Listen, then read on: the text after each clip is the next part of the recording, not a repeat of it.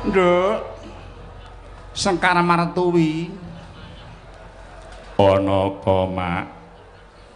Sadurunge biyung paring dawuh sing akeh-akeh luwih dhisik.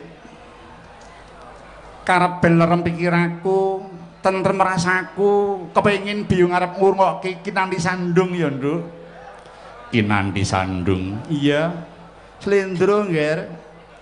Ngersake suwantene sapa? Mbak Imu Rosyati kuwi ya, Nduk. Oh nggih. Monggo Kakang Mbok Rosyati dipun pundhut dening biyung sepados ngaturaken Kinanthi Sandung kagem terming panahipun biyung kula Mbak Yu. Monggo, Bu.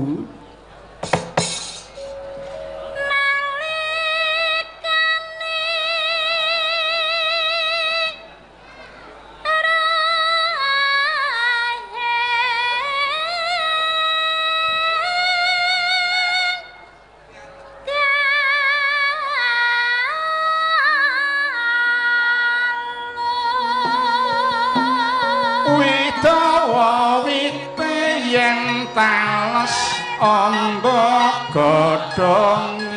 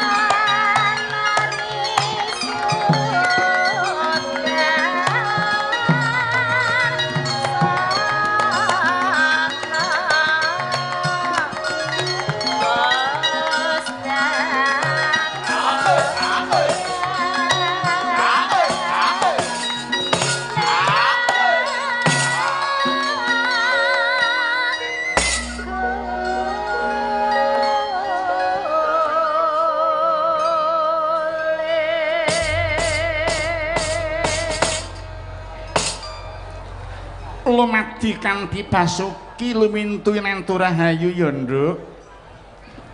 Hawet jinangkung ridhaning Gusti ingkang Maha Agung.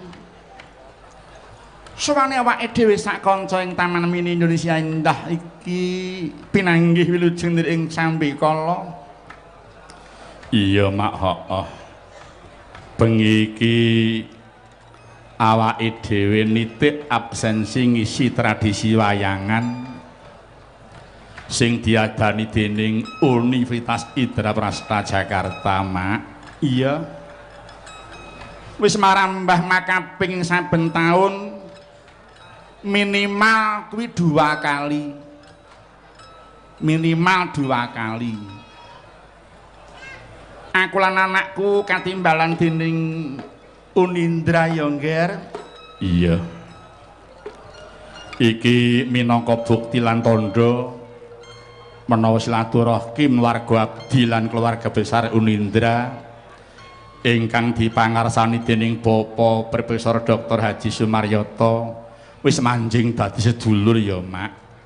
Kepara malah wis dadi keluarga kok, Nduk. Mula saben mahargya wisudan sarjana kaya bengi iki warga abdi ora lali mesti katimbalan sowan. Iya. Kuwi durung sing ana dalem daerah Gombong Jawa Tengah kana ya, Nduk. Kuwi ketoke ya wis mentradisi saben taun kok sajake, Nduk. Iya bener, heeh, Yung.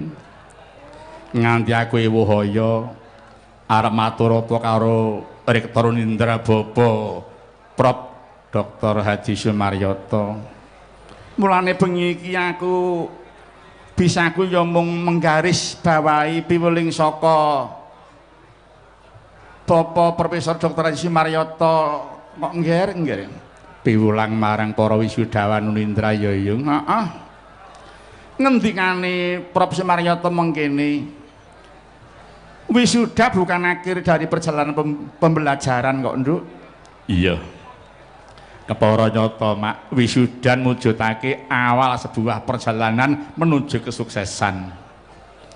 Dene piwulange Nduk Prof Maryoto ngajak marang para mahasiswa wisudawan wisudawati Unindra sukses adalah perjalanan panjang sebuah pencapaian. Sukses bisa kelakon waton teteken tekun Nduk. Iya sapa tekun bakal tekan bisane tekan sangune kudu disiplin lho Yung. Bener nggih heeh. Tekun karo disiplin kuwi lakune kudu bareng ya toh? Iya. Mula kanthi piwulang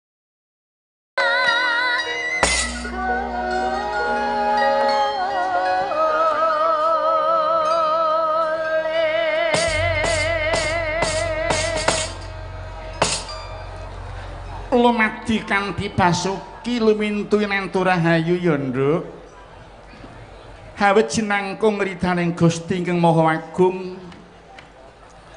Suwane awake dhewe sak kanca ing Taman Mini Indonesia Indah iki pinanggih wilujeng ing sambi kala. Iya mak heeh. Bengi iki awake dhewe nitik absensi ngisi tradisi wayangan sing diadani dening Universitas Indraprasta Jakarta mak. Iya wis marambah makaping saben taun minimal kuwi 2 kali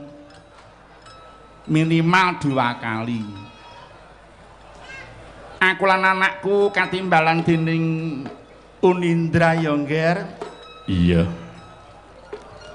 iki minangka bukti lan tandha menawa silaturahim warga abdi lan keluarga besar Unindra ingkang dipangarsani dening Bapak Profesor Dr. Haji Sumaryoto wis manjing dadi sedulur ya mak. Kepara malah wis dadi keluarga kok Nduk.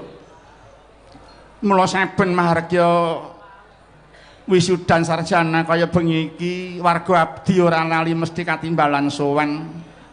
Iya kuwi durung sing ana dalem daerah Gombong Jawa Tengah kana ya Nduk kuwi ketoke ya wis mentradisi saben taun kok sajake Nduk. Iya bener heeh Yung nganti aku